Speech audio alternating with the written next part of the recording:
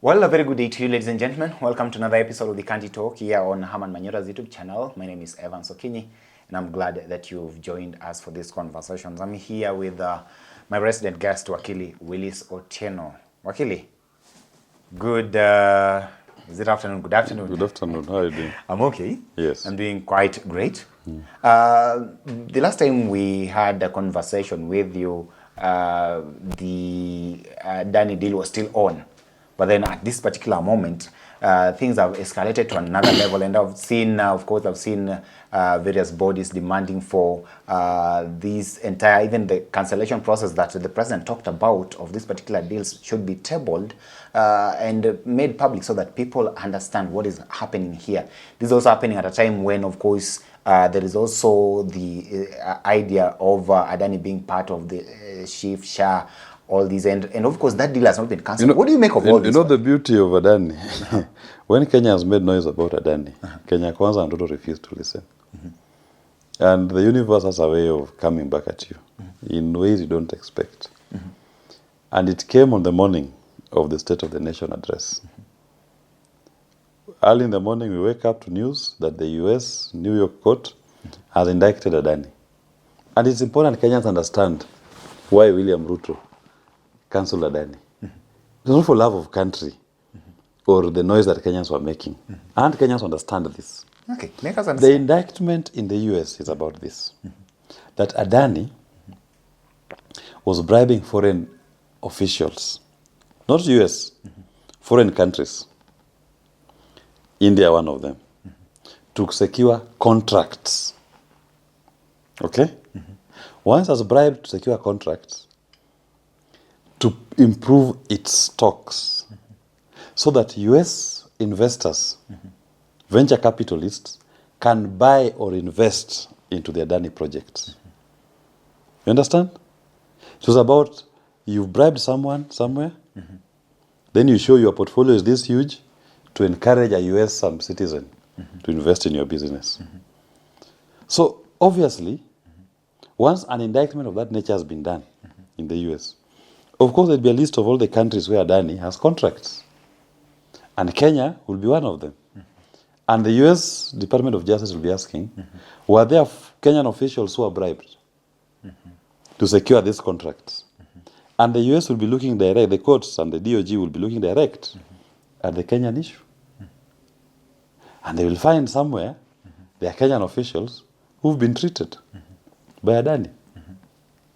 In fact, some are even saying that possibly the jet that Ruto used to America was from the Adani group.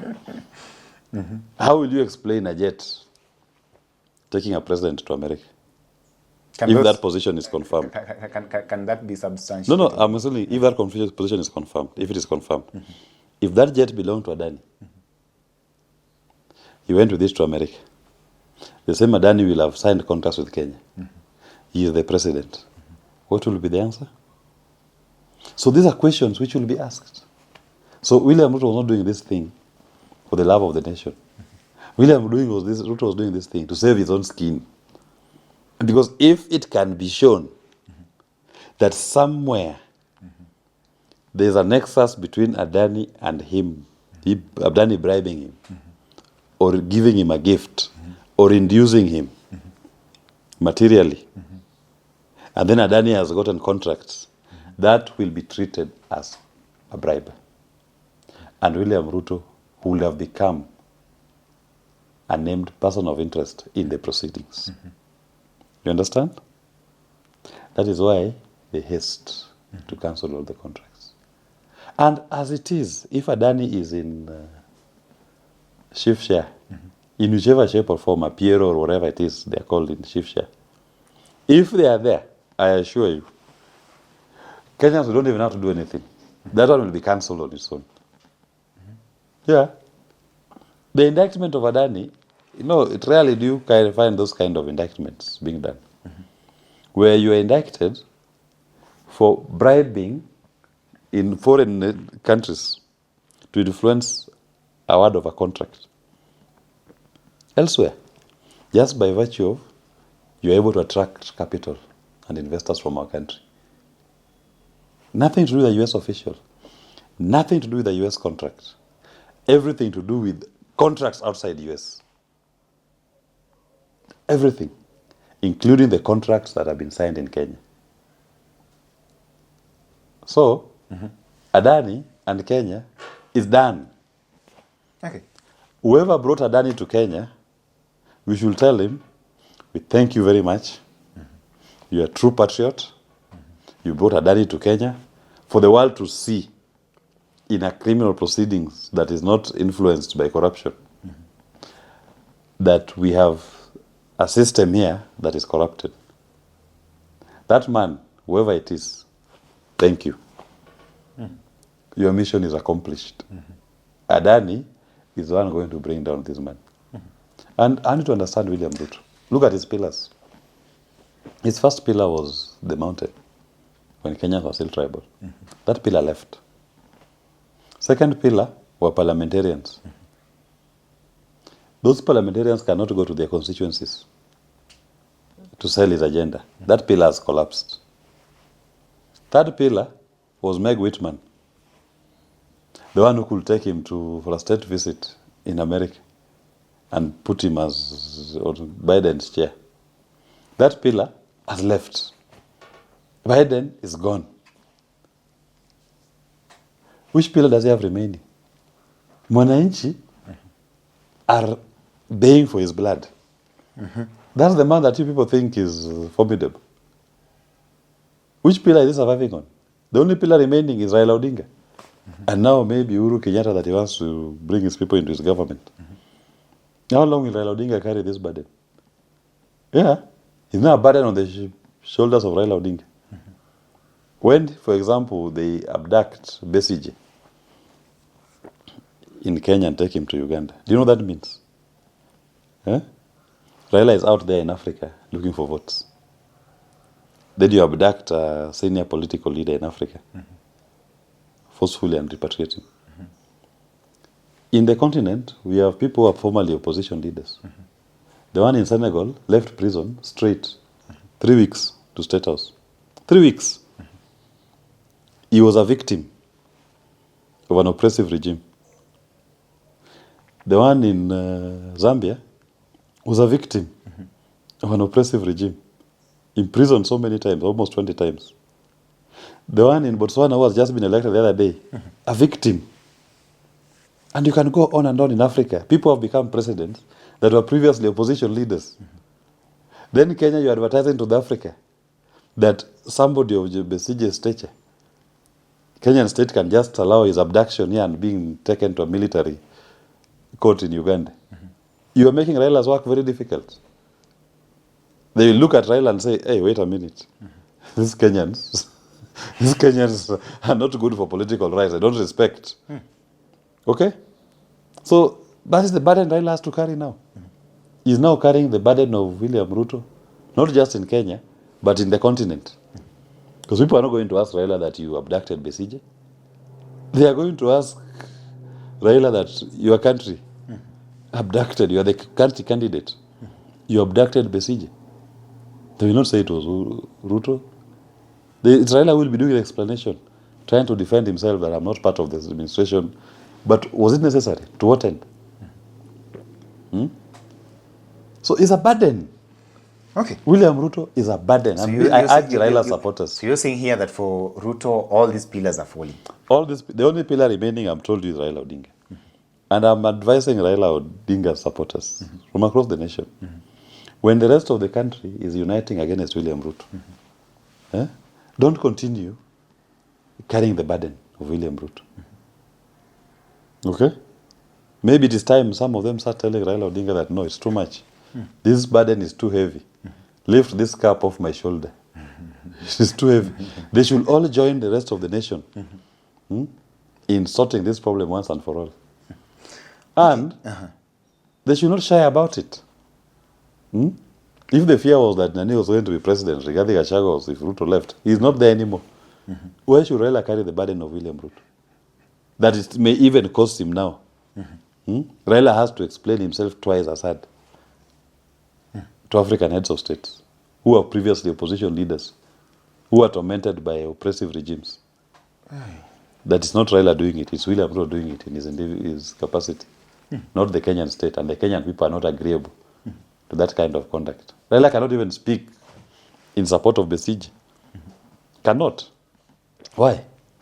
But that is comrade in arms. And actually, this comes at a time when Raila himself had also spoke about the Adani issue here. And of course, he pledged his support for this. Raila went and spoke in support of Adani group.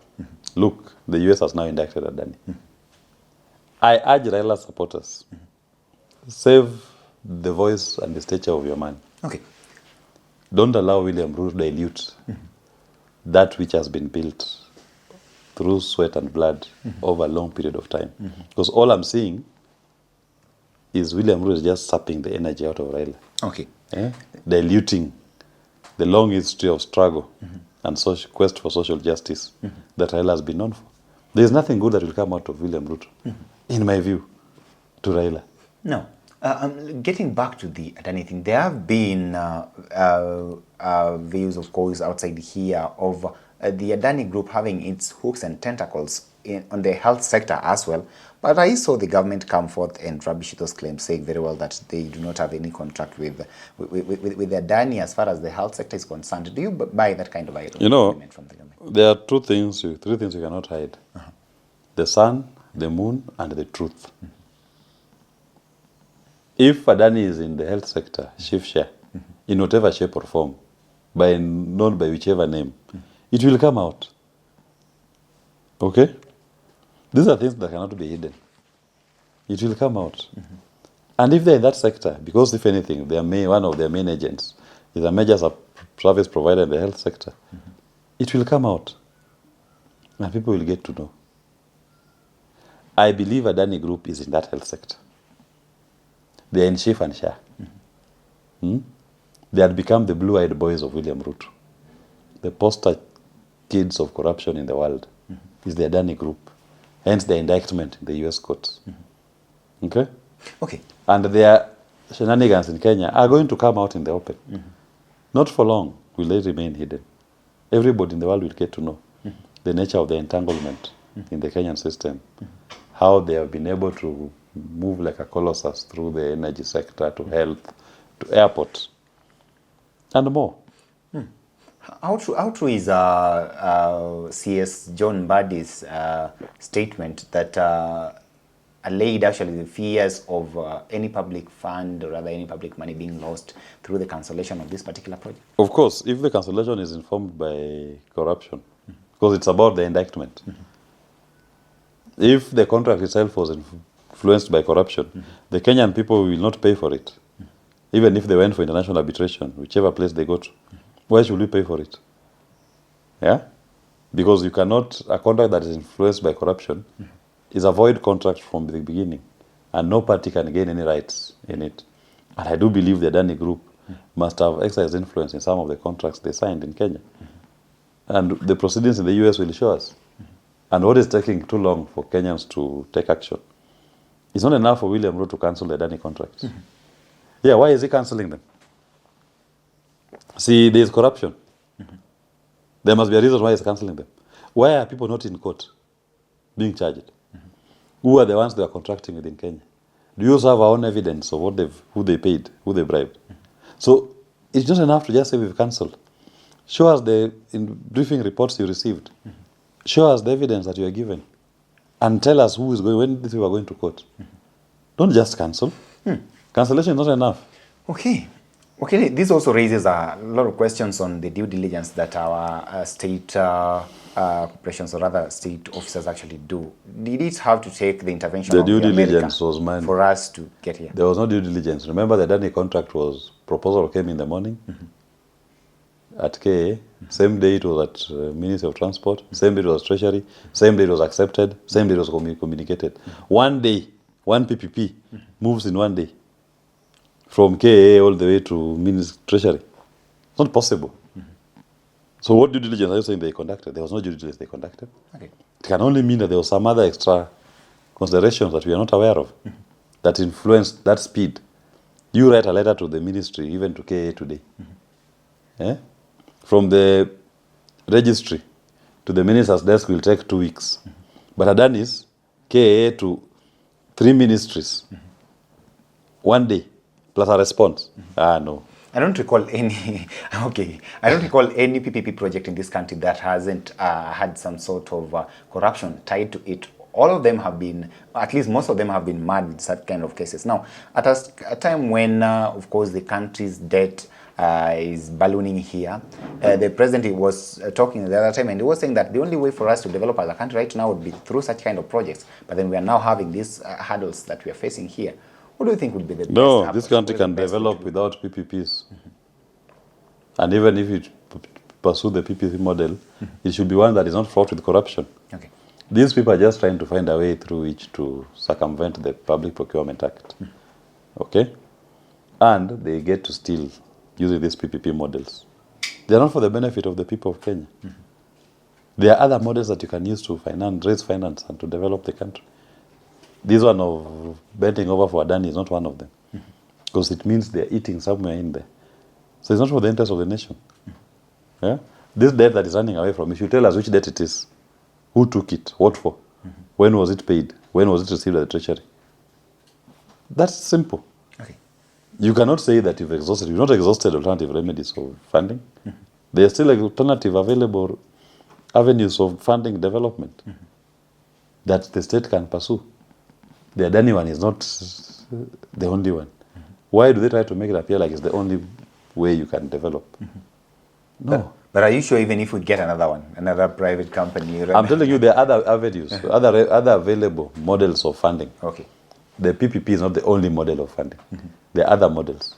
You can even raise IPOs. Yeah. In the stock market. You can raise infrastructure bonds. Yeah. They're still available. Why are they just saying this is the only one? It's not the only one. Let no one limit you. Then why do you think they're sticking to this? Because these ones, they are getting more, they're getting something out of it. Yes. Well, that is the word of Wakili Willis Otieno here. Ladies and gentlemen, kindly weigh in on this conversation and tell us what you actually think about the all Adani scandal here and with regards to those cancellations. Of course, people are here, outside here saying that even that cancellation in itself should be made public so that we are sure and we know that this is what has actually happened. Allow me to stop this conversation at this particular moment till we have it again. Have yourself a lovely day. Thank you for watching. My name is Evans Okinyi.